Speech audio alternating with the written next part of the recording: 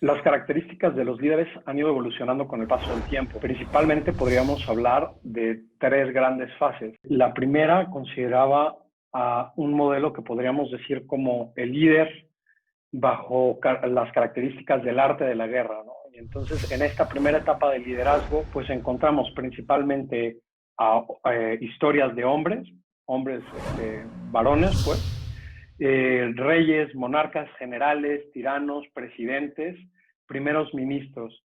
Es, por decirlo de alguna manera, la idea del líder que tiene habilidades políticas y además que tiene que ejercitarlas en entornos adversos y en entornos que también, por el propio contexto histórico, pues nos remiten mucho a escenarios de guerra, ¿no? Por eso esta primera etapa, como lo mencionaba, está más relacionada con características del arte de la guerra. Un gran ejemplo quizá que podemos traer a la mente en este momento es Winston Churchill y todas las características, toda su personalidad que desplegaba para mover otra vez en medio de un periodo adverso a una nación. En un segundo momento, el arte de la guerra evoluciona y ahora la característica esencial del liderazgo o del líder está más relacionada con el arte de construir un negocio, ¿no? El business building. Aquí nos encontramos las grandes historias de los CEOs que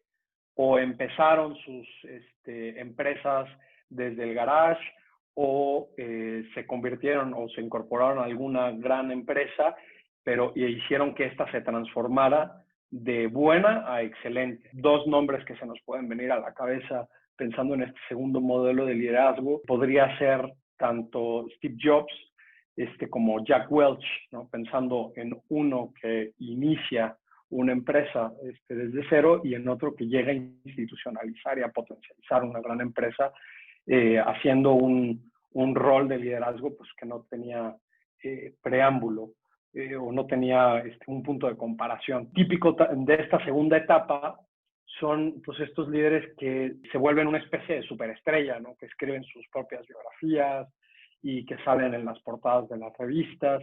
Y entonces el modelo del liderazgo se vuelve como una carrera que puede alcanzar todo aquel que ejercite determinadas características. Un tercer momento me parece que es en el que estamos, en el que pues, el mundo se ha vuelto cada vez más complejo por muchos temas, desde la globalización hasta los temas propiamente financieros, los temas geopolíticos, evidentemente temas de calentamiento global, y luego ha salido, por así decirlo, ¿no? el clamor de las necesidades de todos los que se relacionan con la comunidad empresarial, y entonces se abre un panorama de un líder que no basta con que tenga esta presencia política y que pueda gestionar a todos, que no basta con que tenga unas determinadas características para construir una empresa o para hacerla pasar de buena a excelente, sino que ahora tiene que tener la capacidad de aproximarse a entornos complejos, donde las respuestas rara vez se encuentran en una sola institución, en un solo camino, un solo silo de conocimiento. Ahora son líderes que están llamados a abrir sus ojos a tantos escenarios como les sea posible, a escuchar, a pedir consejos, a desaprender y a aprender. Son líderes que están más caracterizados por su vinculación y por su preocupación sobre el entorno en general y también por una genuina, me parece, humildad en el sentido de lo que ya mencionaba. No están todas las respuestas dadas, no basta con tener una serie de skills y aplicarlas con un trabajo arduo, sino hay muchas respuestas que no tenemos y este tipo de líder pues no tiene complejo en pedir consejo a quien se lo tenga que pedir. Una cosa que quiero señalar sobre estas tres etapas, las características del arte de la guerra, las características del business building y las características de este advanced leadership, que es la etapa en la que nos encontramos actualmente, es que no es que haya terminado una y desaparecido y luego la otra y desaparecido. Estas son divisiones que nos ayudan a comprender desde el estudio del liderazgo a través del tiempo, pues modelos que han sido predominantes. Sin embargo, actualmente siguen coexistiendo estos modelos. Y de hecho, la situación de la pandemia ha traído a colación a estos tres, ¿no? al inicio de la pandemia y actualmente todavía suele escucharse de muchos directores y en muchos consejos de dirección, que la idea de que se necesitan líderes de guerra, ¿no? El war leader. Y la idea de que el consejo deja de ser un consejo de dirección en general o un consejo ejecutivo y ahora hablamos de los war rooms, cuartos de guerra donde tenemos que trazar estrategias para sobrevivir, ¿no? Es un sálvese quien pueda. Entonces, esa idea que sería propia de la primera etapa de liderazgo, pues es una que, insisto, está volviendo a surgir en estos tiempos. Y lo mismo con los business building, ¿no? Las características del líder que es capaz de construir pues empresas desde cero. Cada vez vemos más aquí mismo en el IPADE, pues llegar a más emprendedores de alto impacto, más startups que en muy poco tiempo pues crecen de manera exponencial. Y otra vez es este modelo que no es que se haya extinguido, sino sigue coexistiendo. Sin embargo, lo que está posicionado o lo que el propio entorno nos está exigiendo ahora es esta tercera etapa, ¿no? Del Advanced Leadership, que presupone tener todas las habilidades para sacar adelante a la empresa y para proyectar y para generar cohesión a través de las acciones, del ejemplo, del discurso, pero que también supone reconocer las vulnerabilidades del líder, pedir consejo, hacer alianzas y plantearnos las cosas ya no tanto como un sálvese quien pueda, ¿no? Como cómo le hago yo para salvarme a mí, sino cómo le hacemos para salir adelante de los distintos retos que nos presentan, que no se limitan al COVID, sino que son retos como la distribución económica o como el calentamiento global o muchos otros que ahora mismo pues, marcan el tiempo que estamos viviendo. Hablar de cuáles son las virtudes que definen a un líder es complicado, porque en principio el líder es aquel que hace cabeza, ¿no? En este caso, aquel que hace cabeza del ámbito empresarial, por lo que se esperaría, ¿no? Que tuviera prácticamente todas las virtudes, no todas las virtudes serían deseables en este ser que hemos también ido creando, me parece, en el ideario, que como nos va a dirigir a todos, pues todos esperaríamos que las tuviera todas estas virtudes en mayor medida. Sin embargo, con todo el realismo también reconocemos que la naturaleza humana es una naturaleza limitada y el líder no está aparte de esta naturaleza humana, sino es un hombre como cualquier otro hombre, es una mujer como cualquier otra mujer. En este sentido, yo creo que son fundamentales al menos la virtud de la humildad, que es una virtud esencial en cualquier momento para el líder, pero que me parece peculiarmente relevante en este momento, porque esta virtud, aunque ahora pueda tener quizá un mal marketing, ¿no? Pensamos las ideas que suelen venir luego al hablar de humildad son ideas que pues nos pueden desdibujar como alguien apocado, pequeño, y no, nada más lejano de eso. La virtud en el sentido clásico de la humildad es una virtud de aquel que es capaz de reconocer sus capacidades y sus limitaciones. Es decir, es una virtud que parte de un profundo conocimiento de quién soy yo.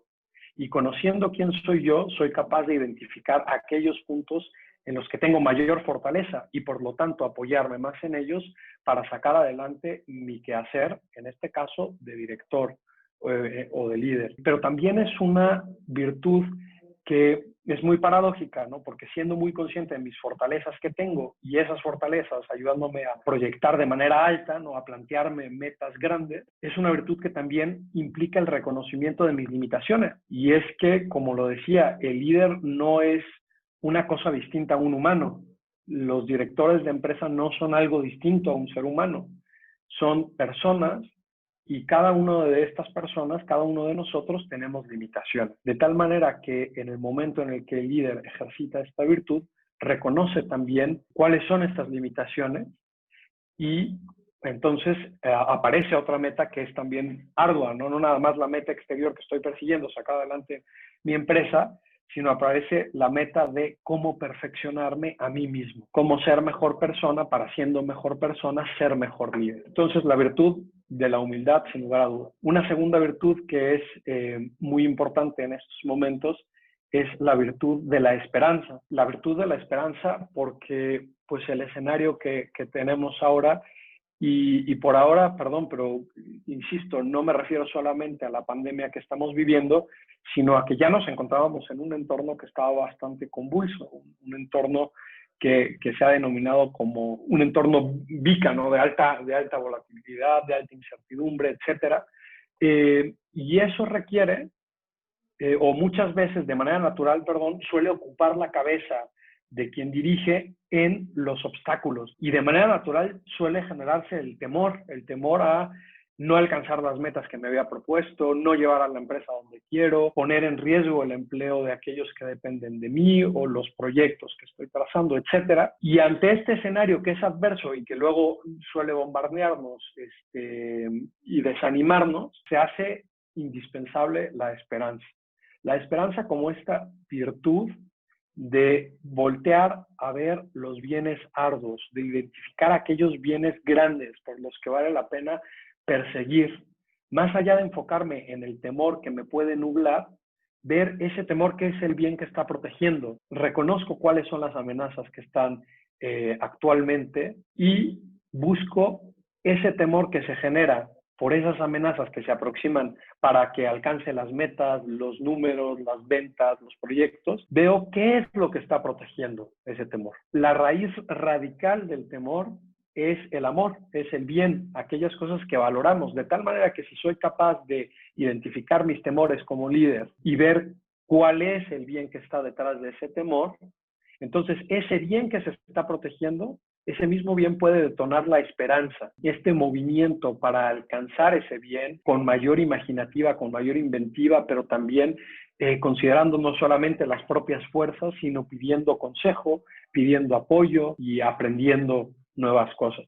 Esperanza y humildad están también muy vinculadas porque el hombre que es esperanzado es un hombre humilde, que parte de aquello que tiene como fortaleza, pero también de aquello que tiene como limitación y lo pone en un contexto determinado. Y entonces todas sus fortalezas las pone al servicio de ese bien arduo, de ese bien grande, de ese bien por el que vale la pena luchar, y lucha por él, con un afán de logro y con una determinación. Entonces, humildad, fortaleza, porque entre la humildad y la esperanza, ¿no? Y la esperanza y el bien que estoy persiguiendo, pues ese bien tampoco se va a conseguir de manera fácil, y menos en contextos adversos. Y aunque no hubiera contextos adversos, cuando realmente me he planteado alcanzar un bien que vale la pena, que es difícil, que es arduo, me supondrá un esfuerzo que voy a tener que sostener a lo largo del tiempo.